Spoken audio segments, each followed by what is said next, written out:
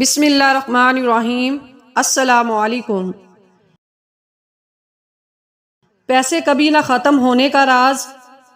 آج ہم آپ کو ایک ایسا عمل بتائیں گے جس کے کرنے سے انشاءاللہ پورے سال آپ کے مال میں برکت رہے گی۔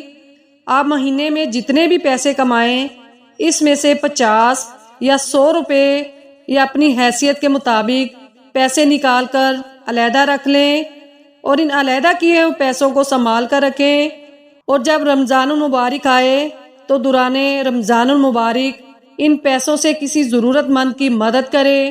اللہ تعالیٰ کی رحمت سے آپ کے پاس پیسے کبھی ختم نہیں ہوں گے اور آپ کے ہر کام میں اللہ کی مدد آپ کے ساتھ ہوگی۔ نہایت پرتاثیر اور آزمودہ عمل ہے۔